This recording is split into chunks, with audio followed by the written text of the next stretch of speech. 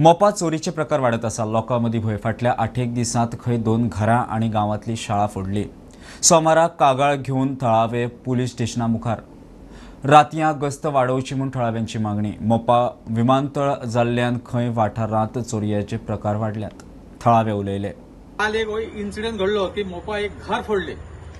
तसेच ह्याच्या पयलीं सुद्धा मोपान एक स्कूल फोडले, त्याच्या उपरांत एक घर फोडले। आज ही तिसरी घटना। ताका लागून अशे जर वारंवार घटना जर घडत जर रावले जायत जाल्यार आमकां सुद्धा सगळी जे लोक जे कामा धंद्या खातीर जे भायर खंय तरी वयतात ह्या सगळ्यांका एक धोको तयार जातलो।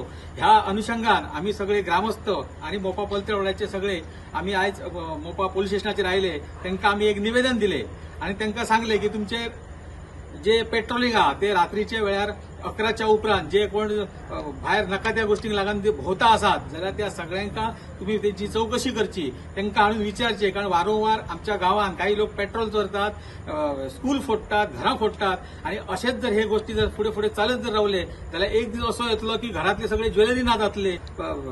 सरकारान मुख्यमंत्र्यान सुद्धा ही ल्हान ल्हान 10 गावांक म्हाका दिसता पोलीस स्टेशनां दिल्लेली आसात आणि ह्या येदेशा ल्हान गावांक जर पोलीस स्टेशनांक जर समज येदेशे जर हे असले घटना जर तांकां हे जर जायनात, डिटेक्ट जर जायनात जाल्यार कित्याक ही पोलीस स्टेशनां जायी हो सगळ्यांत व्हडलो प्रश्न आसा।